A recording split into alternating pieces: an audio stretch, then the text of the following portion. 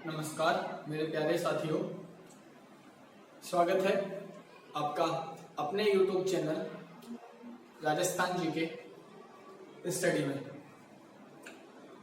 दोस्तों, आज हम दिल्ली सल्तनत का पार्ट आगे बढ़ेंगे। यानी जो कल हमारा दिल्ली सल्तनत शुरू हुआ था उसी को हम आगे पढ़ेंगे। कल दिल्ली सल्तनत में हमने कुतुबुद्दीन ऐबक के बारे में पढ़ा था। ऐबक के बारे में हमने अच्छी तरह से पूरी जानकारी प्राप्त कर ली थी। ऐबक के बारे में एक लाइन थी, वो मुझे आपको बतानी है। कहीं जगह हो, अगर आप नोट्स बना रहे हो तो इस लाइन को जरूर लिखना। लाइन क्या थी कि ऐबक ने लाहौर राजधानी बनाई थी। ऐबक ने राजधानी क्या बनाई थी? लाहौर राजधानी बनाई थी। कहते हैं कि ऐबक ने लाहौर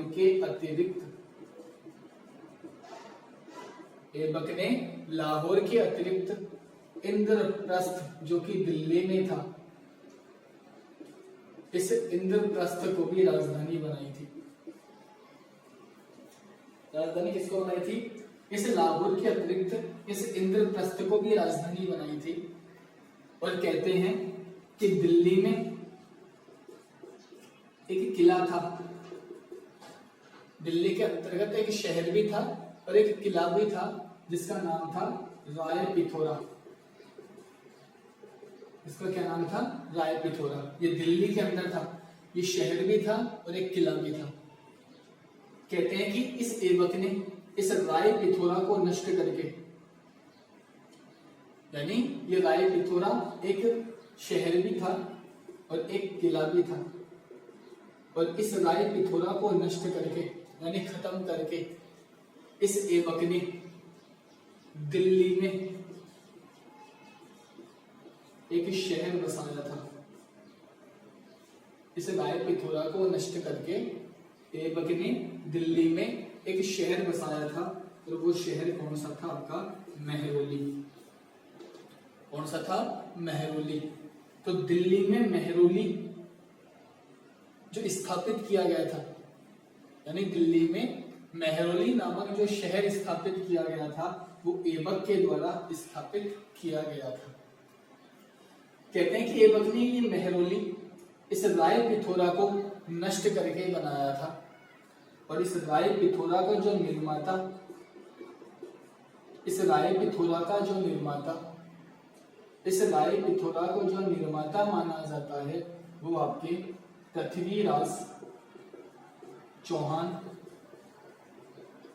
थर्ड को माना जाता है, जो कि अजमेर के शासक थे। तो इस राय पिथौरा यानी राय पिथौरा शहर को नष्ट करके ऐबक दिल्ली में शहर कौन सा बसाता है? महरौली शहर बसाता है।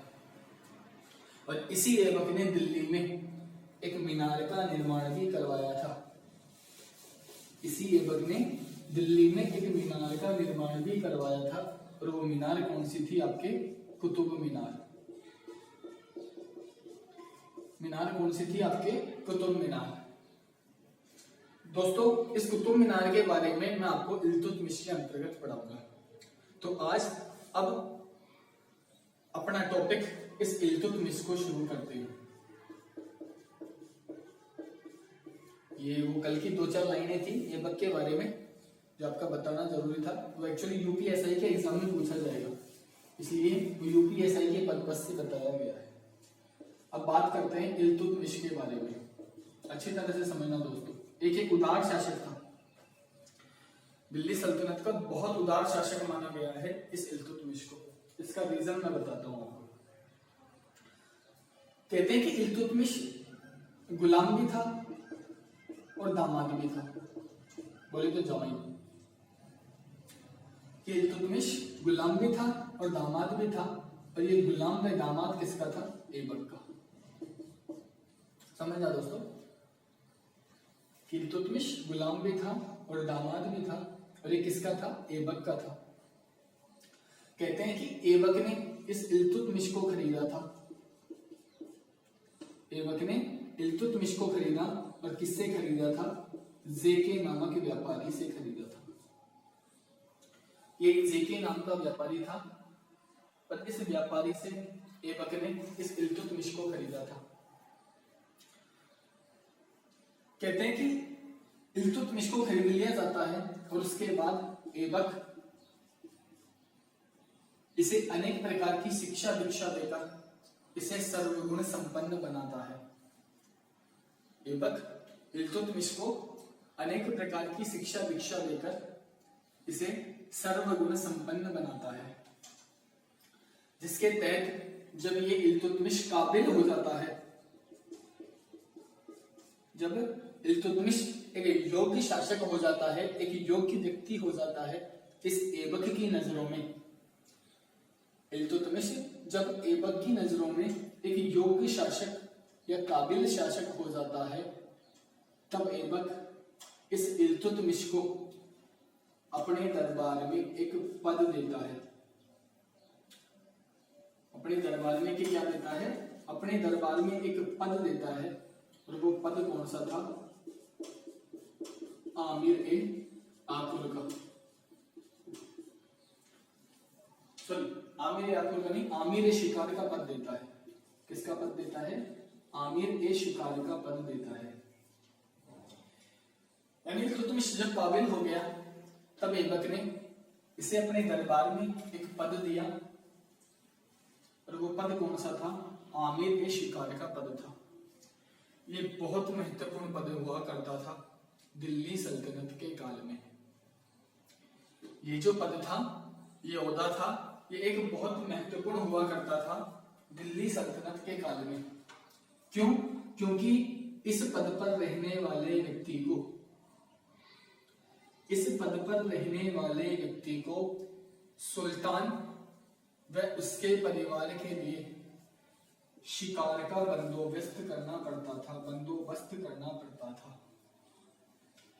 कि इस आमिर ए शिकार के पद पर रहने वाले व्यक्ति को सुल्तान व उसके परिवार के लिए शिकार का बंदोबस्त करना पड़ता था। इसलिए ये एक महत्वपूर्ण पद था। आगे की बात करें इल्तुतमिश के बारे में। जब इल्तुतमिश शासक बना, और इल्तुतमिश जो शासक बनेगा वो 1210 ईस्वी में बनेगा। किसकी मृत्यु के बाद? ऐबक की मृत्यु के बाद।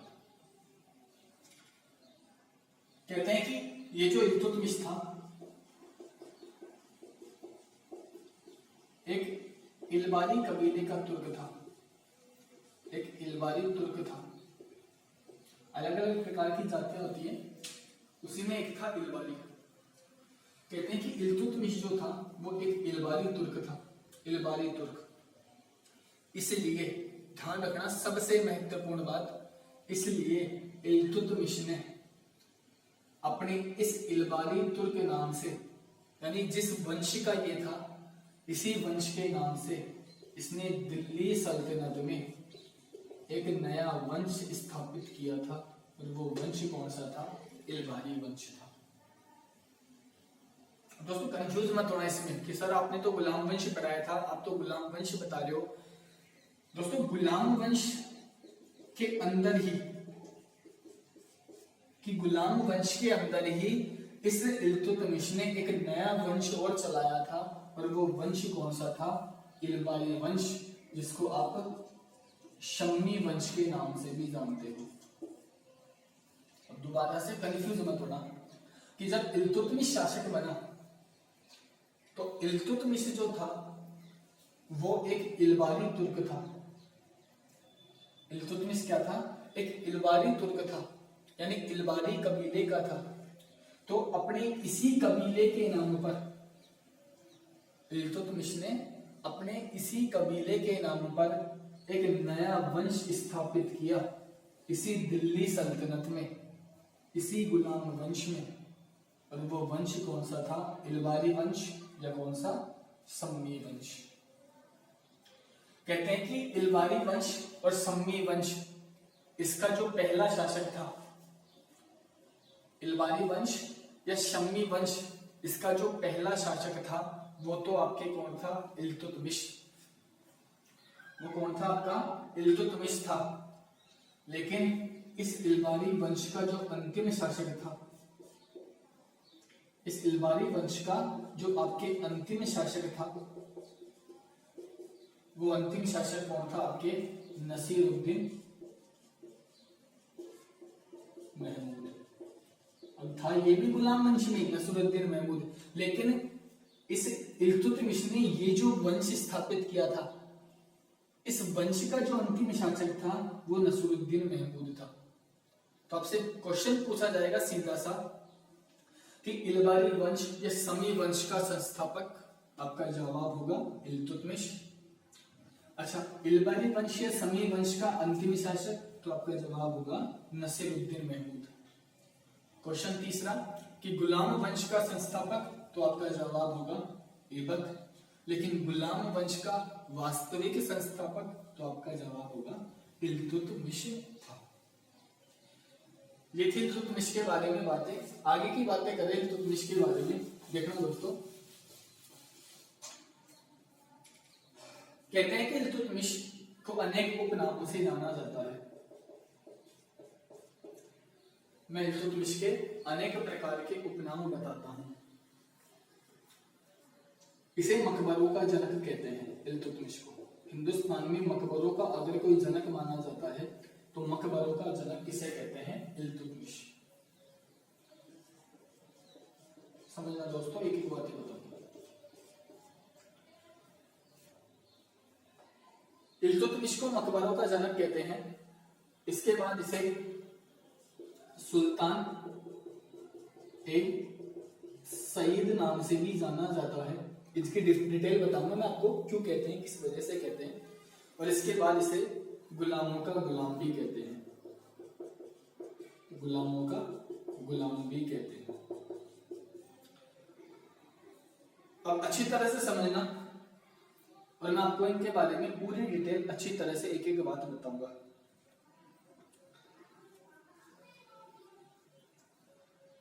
इसे मकबरों का जनक क्यों कहते हैं इल्तुतमिश को? इल्तुतमिश को मकबरों का जनक इसलिए कहते हैं क्योंकि हिंदुस्तान में जो सबसे पहले मकबरा बनाया गया, मकबरा जानते हो ना, किसी की स्मृति में बनाया जाता है, जैसे ताजमहल है, ताजमहल एक मकबरा है जो शाहजहां ने अपनी पत्नी मुमताज की याद में बनाया था। तो इस प्रकार से हिंदुस्तान में सबसे पहले अगर किसी ने मकबरा बनाया था तो इसी इल्तुतमिश ने बनाया था। किसका बनाया था, कैसे बनाया था, सुन लीजिए। इल्तुतमिश हिंदुस्तान में मकबरों का जनक कहलाता है। इस इल्तुतमिश का एक बेटा था जिसका नाम था नसीरुद्दीन। ये वो नसीरुद्दीन नहीं है जो समी वंश का अंतिम शासक कहलाएगा, ये इसका बेटा है इल्तुतमिश का। इल्तुतमिश का बेटा था नसीरुद्दीन। कहते हैं कि इस नसीरुद्दीन की मृत्यु हो जाती है अचानक 1219 ईस्वी के आसपास। इल्तुतमिश का बेटा था नसीरुद्दीन, 1219 में अचानक इसके इस पुत्र की मृत्यु हो जाती है। और अपने इसी पुत्र की याद में, और अपने इसी पुत्र की याद में इस इल्तुतमिश ने दिल्ली में, कहां पर, दिल्ली में एक मकबरा बनाया था अपने पुत्र की याद में। अपने पुत्र की याद में दिल्ली में मकबरा बनाया था जिसे किस नाम से जाना जाता है, सुल्तान ए गढ़ी के नाम से जाना जाता है।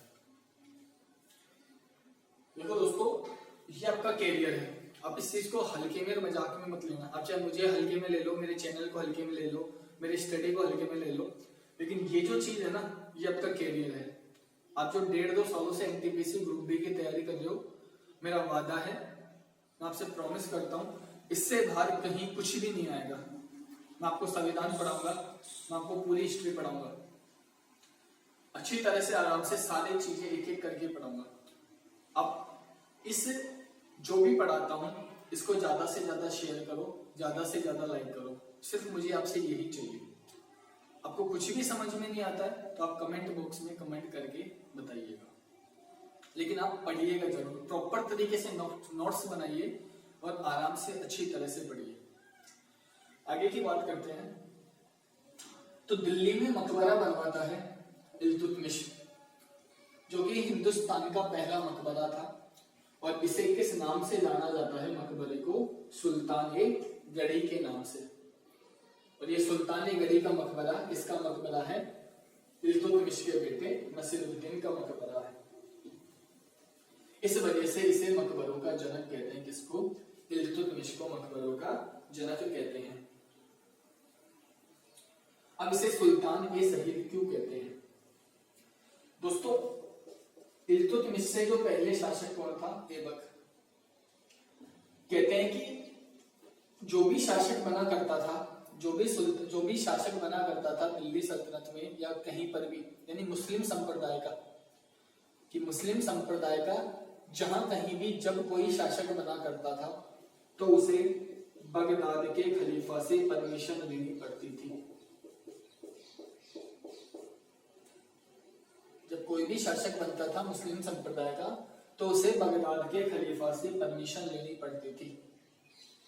इस ऐबक को इस बगदाद के खलीफा ने किसी भी प्रकार की कोई परमिशन प्रदान नहीं करी थी।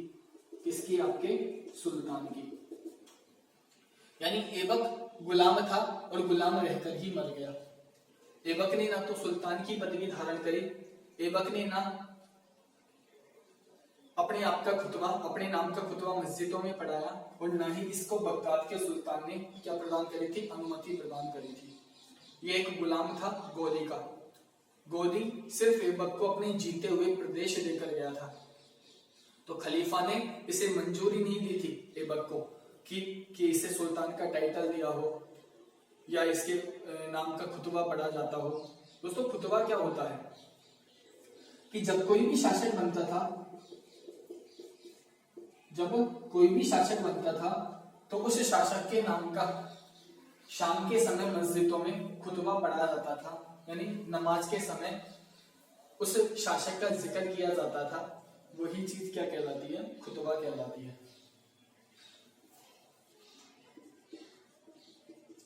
वही चीज क्या कहलाती है? आपके खुतबा कहलाती है। तो ध्यान रखना, तो ना तो ऐबक को बगदाद के खलीफा ने परमिशन प्रदान करी, ना ऐबक ने सुल्तान की उपाधि धारण करी, ना ऐबक ने अपने नाम से सिक्के चलाए। तो ऐबक गुलाम था और गुलाम रहकर ही मर गया था। लेकिन किंतु परंतु जब ऐबक की मृत्यु के बाद इल्तुतमिश शासक बना, जब ऐबक की मृत्यु के बाद इल्तुतमिश शासक बना, उस समय बगदाद का खलीफा था। यानी खलीफा कौन था? अल कादिर मुंतसिर बिल्ला। ये खलीफा था जब ये इल्तुतमिश इस दिल्ली का शासक बना था, अल कादिर मुंतसिर बिल्ला। तो कहते हैं कि इस खलीफा ने इल्तुतमिश को एक टाइटल प्रदान किया। किसका? सुल्तान का। कहते हैं कि और परमिशन देता है इस इल्तुतमिश को शासक बनने की। यानी मैंने आपको बताया कि जब कोई भी शासक बनता था मुस्लिम संप्रदाय में तो इसे इस खलीफा की परमिशन की जरूरत पड़ती थी।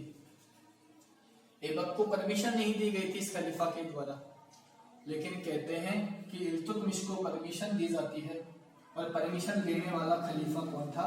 अल कादिर मुंतसिर बिल्ला। कहते हैं कि बिल्ला के द्वारा, यानी इस खलीफा के द्वारा इल्तुतमिश को उपाधि दी जाती है। किसकी? सुल्तान की। और अब इस इल्तुतमिश के नाम का खुतबा भी पढ़ा जाएगा। कहां पर? मस्जिदों में। तो ध्यान रखना कि दिल्ली सल्तनत का पहला शासक, मैं दिल्ली सल्तनत की बात कर रहा हूं दोबारा जोर देकर, अगर पहला शासक पूछे तो महमूद गजनवी होगा, जिसने सुल्तान का टाइटल धारण किया था, जिसे बगदाद के खलीफा ने दिया था। लेकिन दिल्ली सल्तनत का पहला शासक जिसने सुल्तान की पदवी धारण करी थी, उसका नाम क्या था? इल्तुतमिश। इसलिए इसे किस नाम से जाना जाता है? सुल्तान ए सईद के नाम से जाना जाता है। ये तो था सुल्तानी शहीद के बारे में। अब इसे गुलामों का गुलाम क्यों कहते हैं? इसलिए कहते हैं क्योंकि ऐबक गुलाम था और ये इल्तुतमिश ऐबक का ही गुलाम था, इसलिए इसे क्या कहते हैं? गुलामों का गुलाम कहते हैं। तो ये थी आपके इल्तुतमिश के बारे में बातें। आगे की बात करें इल्तुतमिश के बारे में, अच्छी तरह से पढ़ना दोस्तों। कहते हैं कि इल्तुतमिश ने शुद्ध अरबी भाषा के सिक्के चलाए थे। इल्तुतमिश ने शुद्ध अरबी भाषा के सिक्के चलाए थे, यानी इल्तुतमिश से पहले, यानी इल्तुतमिश ने ये जो सिक्के चलाए थे उससे पहले हिंदुस्तान में मोहम्मद गोरी के नाम के सिक्के चला करते थे।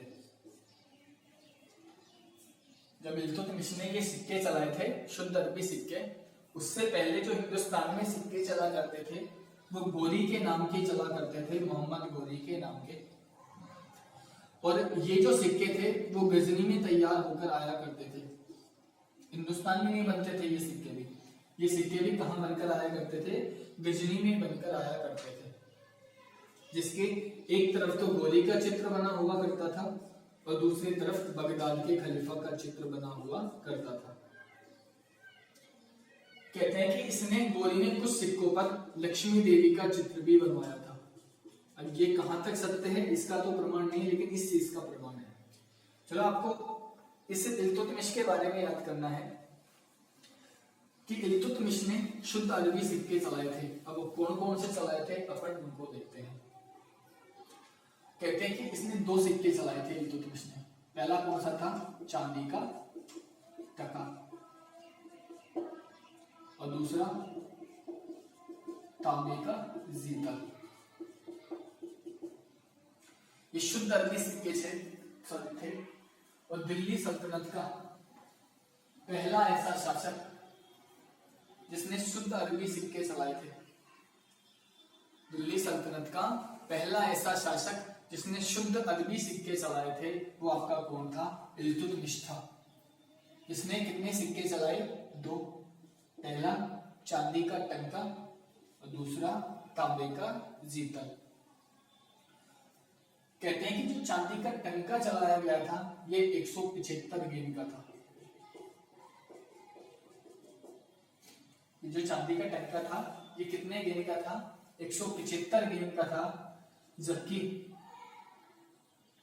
इस तांबे का जो जीतल था, तांबे का जीतल जो था, यानी ये जो तांबे का सिक्का था इसके पीछे इसने लक्ष्मी देवी और नंदी बैल, लक्ष्मी माता होती है ना धन की देवी, उनका, और नंदी बैल जो भगवान शिव का वाहन होता है,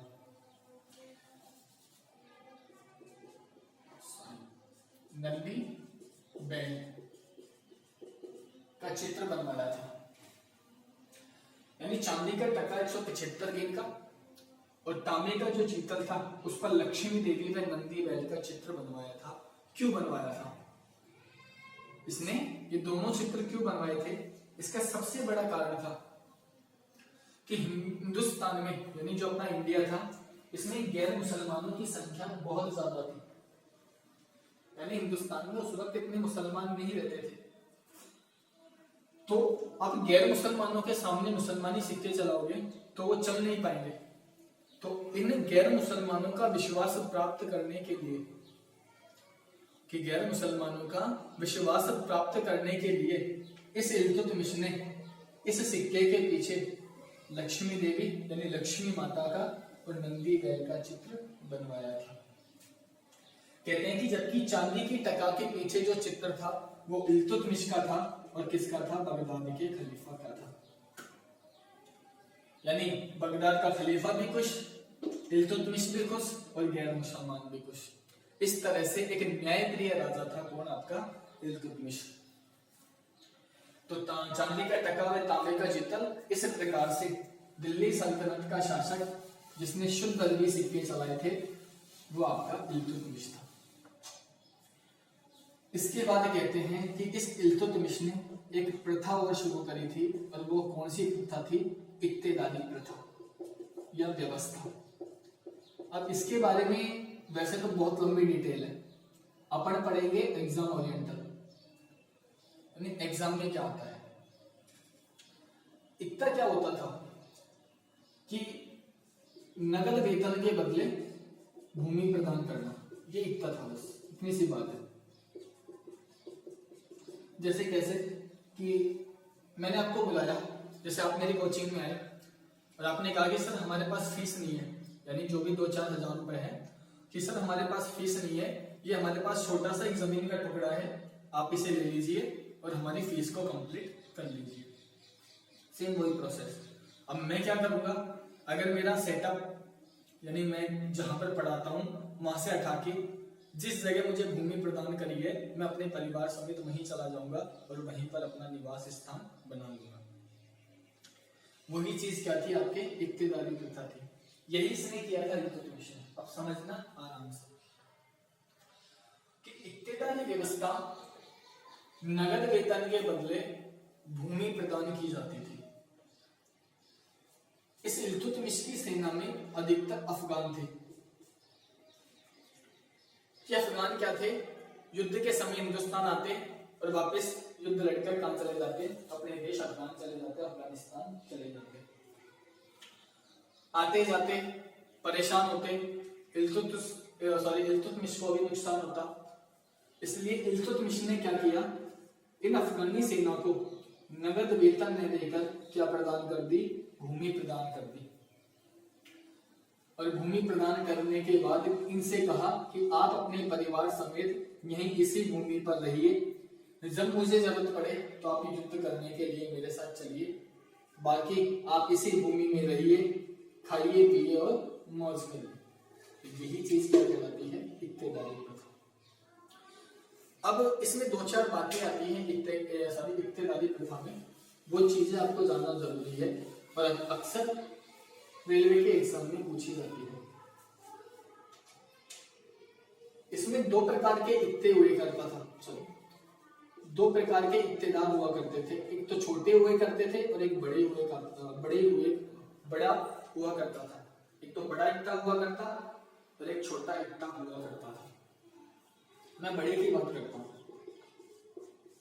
जो बड़े इक्ते का इक्तेदार हुआ करता, भाई जैसे ये कोई भूमि है, समझना दोस्तों, ये कोई भूमि है, इल्तुतमिश यहां पर राज्य कर रहा है, लेकिन यहां की व्यवस्था को नहीं देख सकता कि कोई राजा यहां इस क्षेत्र पर राज्य कर रहा है, ये इसी के अधिकार में आता है, ये पूरा क्षेत्र एक ही राजा का है, लेकिन वो राजा यहां इस क्षेत्र को नहीं देख सकता, अच्छी तरह से राजस्व वसूल भी नहीं कर सकता इस क्षेत्र से।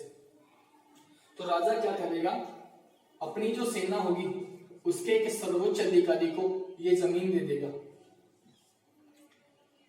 ये जमीन इक्ता कहलाएगी और यहाँ का जो मुखिया होगा वो क्या कहलाएगा, इक्तेदार कहलाएगा। अब कुछ जमीन तो छोटी हुआ करती थी और कुछ जमीन क्या हुआ करती थी, बड़ी हुआ करती थी।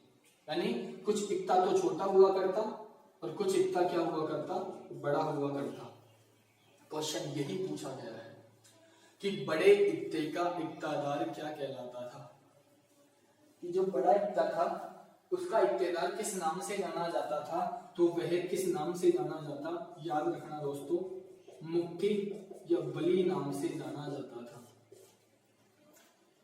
कि बड़े इक्ते का जो इक्तादार था वो मुक्ति या बली नाम से जाना जाता था।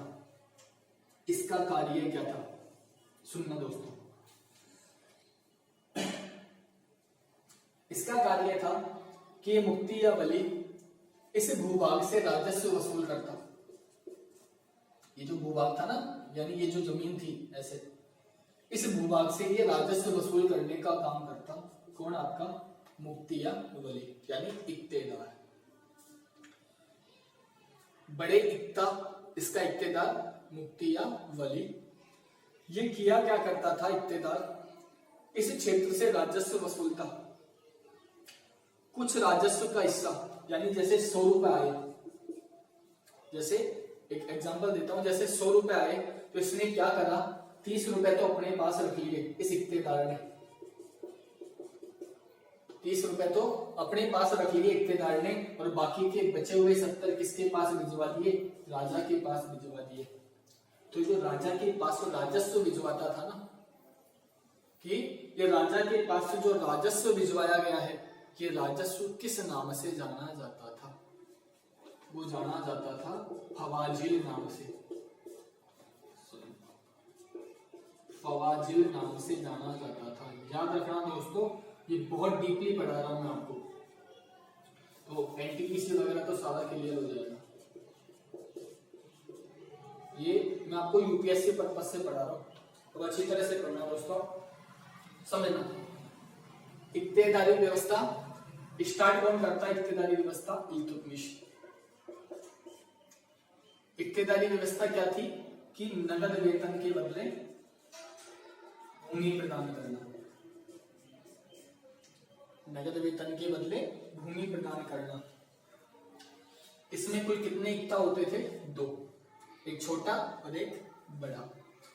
जो बड़ा होता था, बड़े इक्ते का इक्तादार, जो बड़ा होता था तो बड़े इक्ते का इक्तादार क्या कहलाता था?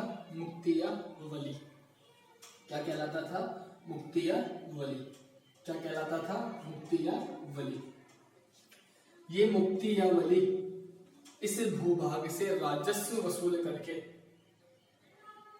इस भूभाग से राजस्व वसूल करता, थोड़ा सा राजस्व अपने पास रखता और बाकी राजा के पास पहुंचा देता। तो ये पहुंचाया हुआ राजस्व किस नाम से जाना जाता था? फवाजिल नाम से। ये शेष बचा हुआ राजस्व किस नाम से जाना जाता था? फवाजिल नाम से जाना जाता था। तो ये था दोस्तों आपके इक्तेदारी व्यवस्था। अब इसमें भी एक क्वेश्चन बनता है इक्तेदारी व्यवस्था में। कहते हैं कि इल्तुतमिश ने इक्तेदारी व्यवस्था शुरू की। इल्तुतमिश ने इक्तेदारी व्यवस्था शुरू की, लेकिन इसको खत्म किसने कर दिया था? एके ने। यानी एके ने नगद वेतन दिया था, भूमि प्रदान नहीं करी थी। एके ने नगद वेतन दिया था, भूमि प्रदान नहीं करी थी, लेकिन इसको दोबारा किसने शुरू कर दिया था? फिरोज तुगलक ने। इल्तुतमिश ने शुरू किया, एके ने बंद कर दिया, लेकिन दोबारा किसने शुरू कर दिया? इल्तुतमिश ने। और इसने तो क्या और कर दिया? वंशानुगत और कर दिया इस इक्तेदार का पद, यानी फिक्स कर दिया। जैसे इस क्षेत्र का अगर इक्तेदार मैं हूं तो मेरे बाद मेरा बेटा, उसके बाद उसका बेटा, उसके बाद उसका बेटा।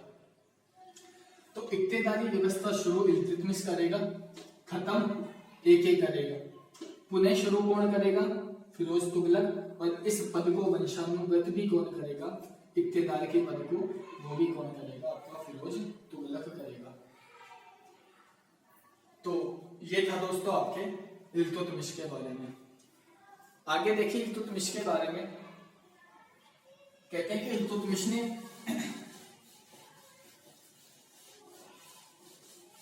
ने अनेक प्रकार के युद्ध लड़े थे।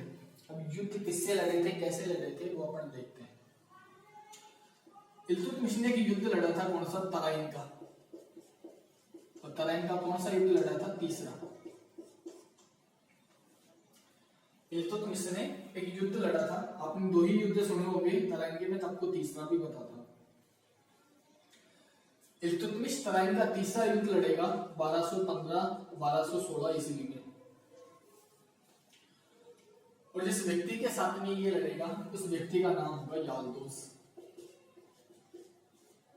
याल्दोज आपको पता होगा, गोरी का गुलाम थे ना, पहला मोहम्मद गोरी का गुलाम था ना, जिसमें पहला ऐबक था, दूसरा नसरुद्दीन कुबाचा था और तीसरा कौन था? याल्दोज। तो जब ऐबक ने तो क्या किया था? इन दोनों से अपने संबंध स्थापित कर लिए थे, इसलिए इन दोनों ने ऐबक के समय आक्रमण नहीं किया था दिल्ली पर। ऐबक ने तो क्या किया था? इन दोनों के आक्रमणों से बचने के लिए इनसे संबंध स्थापित कर लिए थे। लेकिन इल्तुतमिश के समय इस याल्दोज ने आक्रमण कर दिया। याल्दोज ने इस इल्तुतमिश के साथ युद्ध कौन सा लड़ा? तराइन का तीसरा युद्ध। और कब लड़ा था? 1215-16 में लड़ा। कहते हैं कि इस युद्ध में जो पराजय होती है वो याल्दोज की होती है और इल्तुतमिश विजयी होता है। याल्दोज की पराजय होती है और इल्तुतमिश विजयी होता है और याल्दोज को कैद कर लिया जाता है बदायूं के किले में, जहां का ये पहले गवर्नर था शासक बनने से पहले इल्तुतमिश। कि याल्दोज को कैद कर लिया जाता है कहां पर? बदायूं में कैद कर लिया जाता है, लेकिन एक बहुत बड़ी धनराशि लेकर इस याल्दोज को छोड़ दिया जाता है। एक बहुत बड़ी धनराशि लेकर इस याल्दोज को छोड़ दिया जाता है। तो तराइन का तीसरा युद्ध इल्तुतमिश तजाउद्दीन याल्दोज के बीच। याल्दोज पराजय होगा और पराजित होने के बाद इसे बदायूं के किले में रखा जाएगा इल्तुतमिश के द्वारा। अब इसका दूसरा युद्ध मुल्तान व सिंध का युद्ध। इल्तुतमिश ने अब अगला युद्ध लड़ा मुल्तान व सिंध का युद्ध, और ये कब लड़ा था? 1217 ईस्वी में। तो मुल्तान व सिंध का युद्ध लड़ेगा इल्तुतमिश, और किसके खिलाफ लड़ेगा? इस कुबाचा के खिलाफ, क्योंकि कुबाचा भी कहां अधिकार करना चाहता था? दिल्ली पर। कुबाचा भी कहां अधिकार करना चाहता था? दिल्ली पर अधिकार करना चाहता था। इसलिए अब कुबाचा व इल्तुतमिश के मध्य में युद्ध होगा। इसमें विजय किसकी होगी? इल्तुतमिश की विजय होगी। कहते हैं कि इल्तुतमिश ने कुबाचा को भी पराजित कर दिया। कुबाचा मैदान छोड़कर भागा, लेकिन बीच में आ गई कौन सी नदी? सिंधु। और इसी सिंधु नदी में कूदकर ये कुबाचा आत्महत्या कर देता है। यानी इल्तुतमिश से पराजित हुआ कुबाचा, और इसी जब ये कुबाचा मैदान छोड़कर भागने लगा तो सिंधु नदी में कूदकर अपनी पराजय को छुपाने के लिए इस कुबाचा ने सिंधु नदी में कूदकर आत्महत्या कर ली। तो ये था आपका दूसरा युद्ध। इसके बाद कहते हैं इल्तुतमिश ने रणथंबोर जीता, मंडोर जीता, मालवा जीता, उज्जैन जीता। ऐसे करके इसने बहुत बड़े भूभाग पर कब्जा किया था, अर्थात इसने दिल्ली सल्तनत का चहुमुखी विकास किया था। इसने दिल्ली सल्तनत का चहुमुखी विकास किया था, इसलिए एक बहुत शक्तिशाली शासक माना गया है किसको? इल्तुतमिश को। कहते हैं कि ये इल्तुतमिश एक न्यायप्रिय राजा था। इल्तुतमिश एक न्यायप्रिय राजा था। न्यायप्रिय कैसे था? कि अगर किसी व्यक्ति को न्याय चाहिए था, जैसे इल्तुतमिश के काल में अगर किसी व्यक्ति को न्याय प्राप्त करना था तो वो व्यक्ति क्या किया करता था? इस इल्तुतमिश का जो महल था, इस महल के बाहर 2 बैलों की प्रतिमा थी। बैल, जैसे इल्तुतमिश के महल के बाहर 2 बैलों की प्रतिमा थी।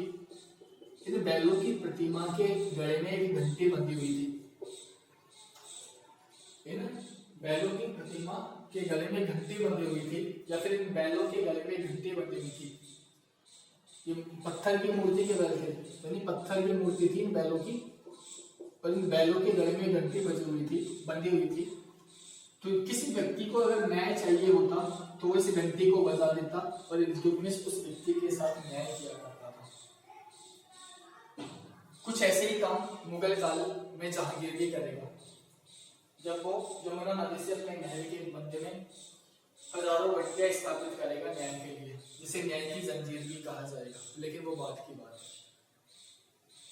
तो इल्तुतमिश ने न्याय के लिए अपने महल के बाहर 2 बैलों की प्रतिमा, पत्थर की प्रतिमा के गले में घंटी बांधी हुई थी, और जब किसी व्यक्ति को न्याय चाहिए था तो वह इन घंटियों को बजा दिया करता था। इसके बाद आगे की बात करें इल्तुतमिश में, दोस्तों इल्तुतमिश एक बहुत बड़ा टॉपिक है। कहते हैं कि इल्तुतमिश इस हिंदुस्तान में शैक्षणिक व्यवस्था का जो जनक माना जाता है, शैक्षणिक व्यवस्था बोले तो शिक्षा व्यवस्था, इस हिंदुस्तान में शैक्षणिक व्यवस्था यानी शिक्षा व्यवस्था का अगर कोई जनक माना जाता है तो वो किसे माना जाता है? इल्तुतमिश को माना जाता है। किसे माना जाता है? इल्तुतमिश को माना जाता है। कहते हैं कि इसने शिक्षा व्यवस्था के लिए, इसने शिक्षा व्यवस्था को बढ़ावा देने के लिए 2 मदरसों का निर्माण करवाया था। मदरसे होते हैं जहां मुसलमान बच्चे शिक्षा प्राप्त करते थे। 2 मदरसों का निर्माण करवाया था और ये मदरसे किस नाम से जाने जाते थे? मदरसा ए मुज्जी के नाम से, मुइज्जी।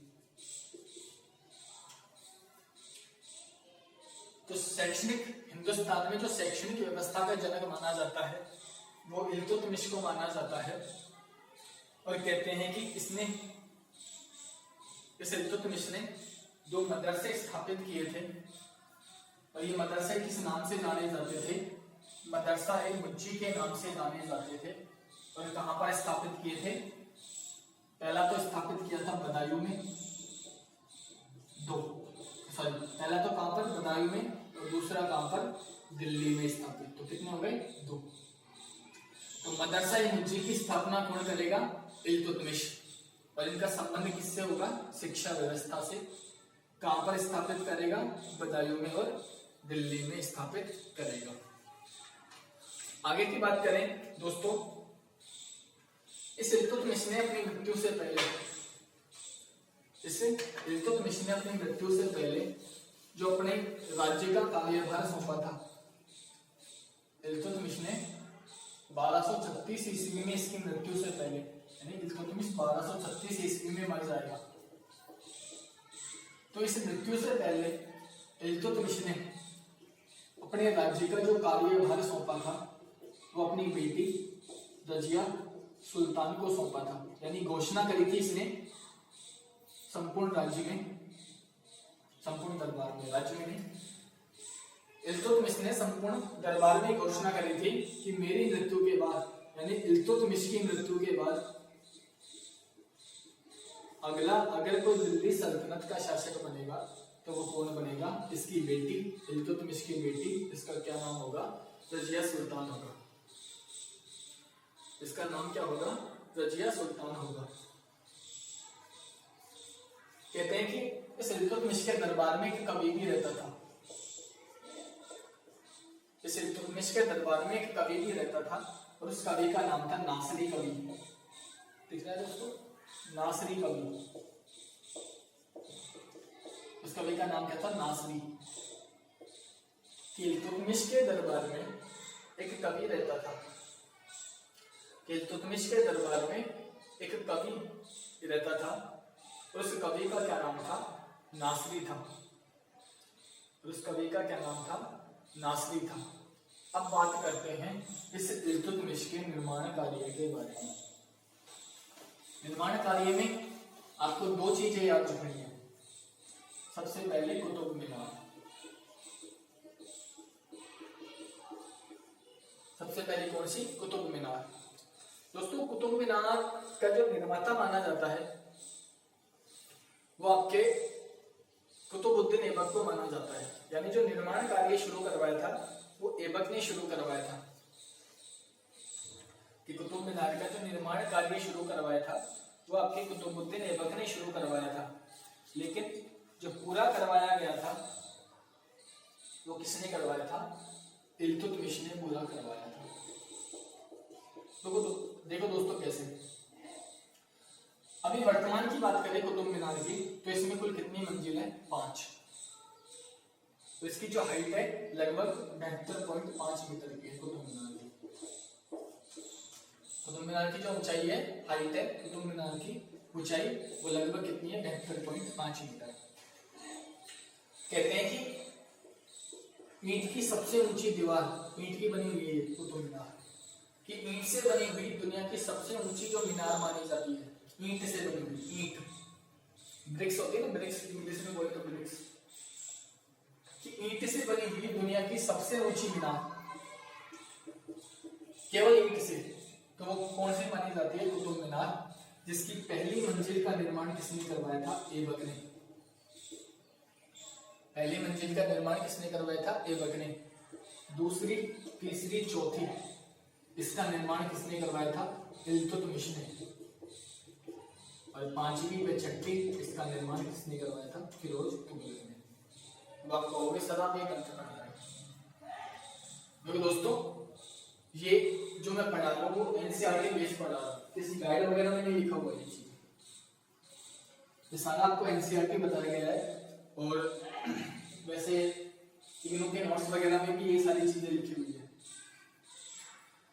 तो पांचवी व छठी मंजिल, इसका निर्माण कौन करवाता है? फिरोज तुगलक। दूसरी, तीसरी, चौथी मंजिल का निर्माण इल्तुतमिश, जबकि पहली मंजिल का निर्माण ऐबक। अभी तो आप बोलोगे सर अभी तो आपने 5 मंजिल बताई थी, ये तो मंजिल 6 हो गई।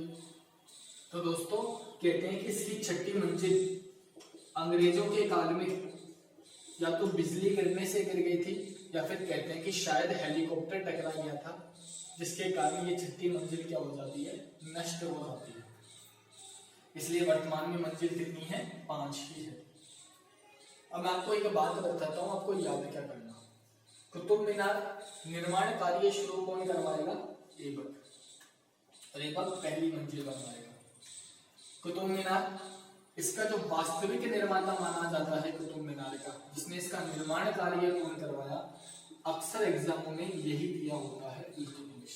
और आपको यही याद करना है कि कुतुब मीनार का वास्तविक निर्माता किसे माना जाता है? इल्तुतमिश।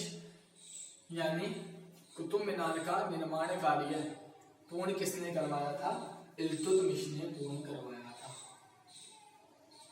जबकि कहते हैं कि कुतुब मीनार की जो मरम्मत करवाई गई थी, रिपेयर की, कुतुब मीनार की जो मरम्मत करवाई थी, वो मरम्मत किसने करवाई थी? आपकी सिकंदर लोदी ने। कुतुब मीनार की जो मरम्मत करवाई थी, वो मरम्मत किसने करवाई थी? सिकंदर लोदी ने करवाई थी। तो ये थी आपकी कुतुब मीनार। और आज के लास्ट लाइन इस इल्तुतमिश को लेकर, इसके बाद हमारा इल्तुतमिश चैप्टर खत्म हो जाएगा। कहते हैं कि इल्तुतमिश के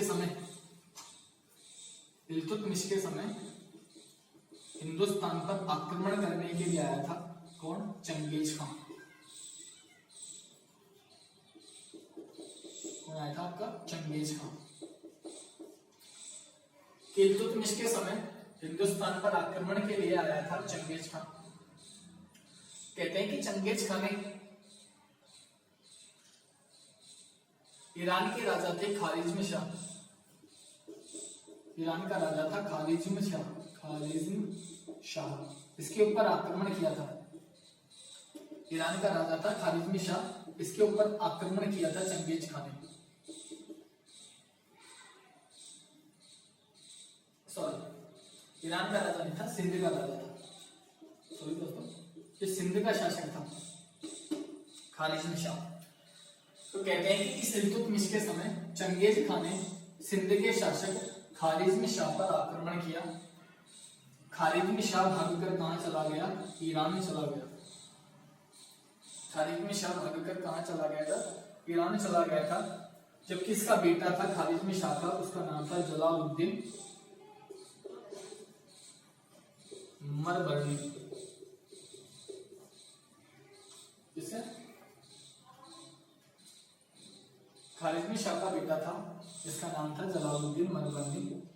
और कहते हैं ये मरबर्नी भागकर कहां पर आ गया था? लाहौर। किसके पास? इल्तुतमिश के पास। ये मरबर्नी जलालुद्दीन भागकर किसके पास आ गया था? इल्तुतमिश के पास आ गया। जब चंगेज खान को इस बात का पता लगा तो चंगेज खान ने इल्तुतमिश के पास संदेश भिजवाया कि अगर आपने इस जलालुद्दीन की मदद करी तो मैं इस आपके सल्तनत पर, आपके इस भारत पर क्या करूंगा? आक्रमण करूंगा। इल्तुतमिश का नया नया राज्य था और इतना परिपूर्ण नहीं था इल्तुतमिश कि चंगेज खान जैसे एक शक्तिशाली शासक से भिड़ सके। इल्तुतमिश का नया नया राज्य था और इल्तुतमिश इतना पावरफुल नहीं था, इतना शक्तिशाली नहीं था कि इसे चंगेज खान का सामना कर सके। इसलिए इल्तुतमिश ने इसमें अपनी भलाई समझी और इसे लाहौर से यानी इस जलालुद्दीन को लाहौर से भगा दिया और अपने राज्य को इस चंगेज खां के आक्रमण से बचा लिया। अगर ये चंगेज खां दिल्ली पर आक्रमण करने के लिए आता तो शायद ही दिल्ली में कुछ जीवित रहता, यानी संपूर्ण दिल्ली का विनाश हो जाता अगर ये चंगेज खां दिल्ली पर आक्रमण करता। ठीक है दोस्तों, तो इस प्रकार से ये आपका इल्तुतमिश पूरा होता है और अब इल्तुतमिश के बाद जो शासक बनेगा वो आपके रजिया सुल्तान बनेंगे। इसकी चर्चा हम अगले वीडियो में करेंगे। तो दोस्तों इस वीडियो को ज्यादा से ज्यादा शेयर करें, लाइक करें तथा हमारे चैनल को सब्सक्राइब करें। दोस्तों आप इन्हीं वीडियो के माध्यम से अपने नोट्स तैयार करें जो कि आपको आपके फ्यूचर एग्जाम के लिए उपयोगी साबित होंगे। धन्यवाद दोस्तों, वंदे मातरम, जय हिंद।